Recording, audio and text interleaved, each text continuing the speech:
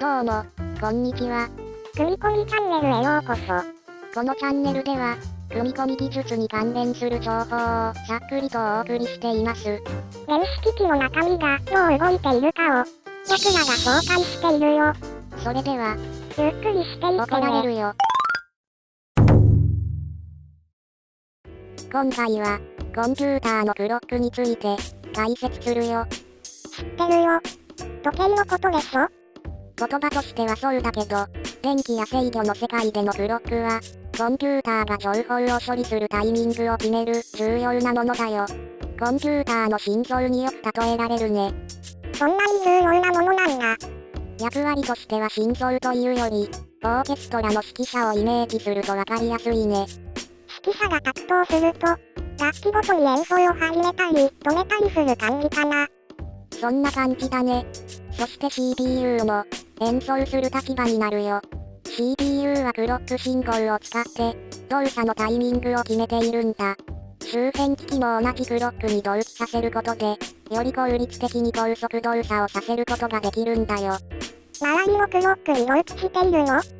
非同期のものもあるけど、同期する設計の方が高速化しやすいので、よほど遅くていい用途でない限り、非同期は最近あまり見かけなくなっているね。同期の方が早いの？なんで？ CPU のコアは、必ずクロック同期で動作していて、他の同期していた方が余計な待ち時間を減らして効率が良くなるからだよ。昔、非同期が多かったのは、内部の仕組みが単純で済んだからなんだ。同期の場合は、CPU だけじゃなくて、周りも含めた店舗もクロックで決められるんだね。そうだね。その方が色々と都合がいいんだ。最近は同期でもコストが下がっているので、非同期のメリットはなくなっているよ。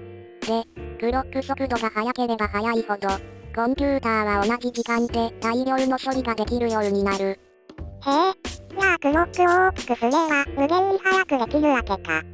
ところが、クロックを大きくすると、電力消費が大きくなるんだ。つまり発熱が大きくなっていく。なんで？ここでは、忙しいほど熱が出るくらいの認識でいいよ。で、熱が出ると電気抵抗が上がるので、さらに信号が劣化するという悪循環になるんだ。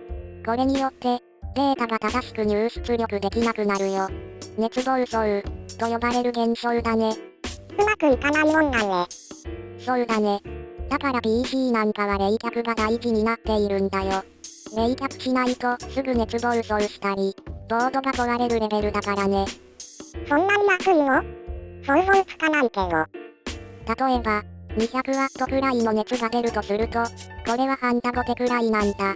ハンダ付けされてるボードが壊れるのは当然な気がしない？確かに。それは大変だ。また、高速になると、配線ごと、部品ごとのばらつきが問題になってくるので、同じ品質を揃えることも大事になるよ。だから、高速動作するものは、IC の基板の設計が難しいんだね。PC の CPU で、オーバークロック対応版というのがあるけど、そいつはより優りの品質を持っているんだよ。多く作れないから高いんだ。突き詰められる人にしか許されない世界なんだね。そうだね。個体差もあるから、他人にアドバイスをもらっても失敗の可能性があるよ。自己責任の世界だね。では、もう少し詳しくクロックについて掘り下げてみよう。よろしくお願いします。実際の電気回路では、水晶発信子が主にクロック供給源として使われているよ。クリスタル、なんて呼ばれるね。水晶は電圧を加えると、大きさや切り方によって決まった振動数で振動する性質があって、これが結構正確なんだ。結構って、どれくらい？時計に使われている 32kHz の振動子だと、1ヶ月で1分着ずれるくらいだね。それ、正確なの？時計を例にしたけど、実は最悪値を積算するとそうなるという話で、振動の周期だけ見れば、かなり正確なんだよ。だいたい 0.002% くらいになるね。じゃあ、コンピューターの世界では問題ないの？コンピューターでは、1周期ごとに動作のきっかけを作っているだけなので積算しないんだ。だから大きな問題にはならないよ。そして、振動の単位として出てくるのが、ヘルツ。これは1秒間に何回振動したかを示しているんだ。コンピューターのクロック速度は、1秒間に何回クロック信号が送られるかで測られるんだ。その回数の単位として使われているよ。回数がすごく多いので、メガやギガをつけて、メガヘルツ、ギガヘルツなんて呼ぶんだ。メガとかギガとか、強そうだね。メガやギガは、数が多いものの単位によくついてくるので、覚えておくといいよ。ところで、メガとかギガってどれくらいの大きさの数なの？メガは100万、ギガは10億だよ。3ギガヘルツなら30億回、1秒間に振動するということになるね。30億って全然ピンとこないな。人間が1秒に1ずつカウントすると、およそ95年かかるくらいの数だよ。それを1秒ですごい世界だね。まあ、1クロックで計算が終わるわけじゃなくて、CPU 内部がその速度で動ける、という話なことに注意が必要だよ。人間からしたら、大差ないかも。ここで、ちょっと処理能力にまつわる話をしようか。プレイステーション5の CPU クロックは約 3.5GHz だけど、初代ファミコンの CPU クロックは、どれくらいだったと思う？ゲームができたくらいだから、1GHz くらいはあったのかな？なんと、1.8MHz だったんだ。プレイステーション5の約 3.5GHz と比べると、およそ2000分の1なんだよ。それすらもピンとこないよ。単純計算だと、プレイステーション5で1秒の計算が、初代ファミコンだと、33分かかった計算になるね。やっと少しピンときた。しかも、内部構造も全然違うので、昔と今とではクロック数の違い以上の性能向上をしているんだ。ってことは、さっきの単純計算どころじゃない差があるってことか。これは将来の期待だね。40年くらい後は、今の2000倍のクロックになってるんじゃない？ところが、周波数が高くなりすぎると、さっきの熱の問題の他にも色々問題があって、今でも限界が見えているんだ。およそ 10GHz いくかどうかがポイントってところかな。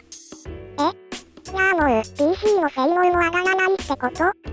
クロック数を上げるのは無理でも、コア数を増やしたり、命令セットを工夫したりして、まだ性能は上がっているけどね。また、CPU ばかり速くしても、データが間に合わないから、メモリの高速化やキャッシュメモリの工夫などをしているんだ。それでも、限られたチップ面積に押し込むのは難しい。なので立体的に作ったりと、昔では考えられないことをやっているね。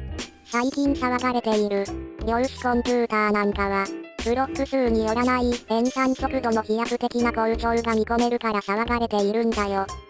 量子コンピューターは、よく聞くようになったね。まだまだ身近な存在にはなれない感じだけどね。でも、この世界はいつ急に発展するかわからないから楽しみだね。今後も、発展が続いていくんだね。技術者としては、勉強し続けないと置いていかれるのは辛いところだけど、それはどんな分野でも一緒だから頑張ろう。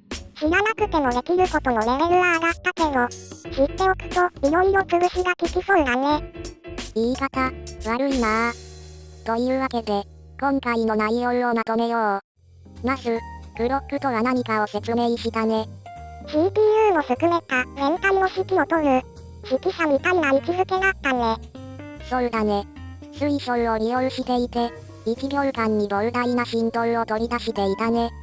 クロックを速くすると CPU の演算能力は上がるけど、デメリットもあったね。回路設計の難易度が上がることと、発熱だね。およそ 10GHz が限界と見られている、という話だったね。コアの並列化、命令セット最適化、メモリの高速化、キャッシュメモリの工夫で今はなんとかしている感じだね。そうだね。大きな転換点として期待されているのが量子コンピューターだけど、まだまだ課題は多そうだよ。クロックって、ただ振動するだけの信号だと思ったら、意外に奥が深かったなぁ。触れていない内容としては、関連技術に PLL とかあるけど、それはまたの機会かな。ひとまず、今回の解説はここまでにしよう。わかりにくいところがあったらコメントをお願いします。チャンネル登録、高評価もよろしくお願いします。それでは、ご視聴ありがとうございました。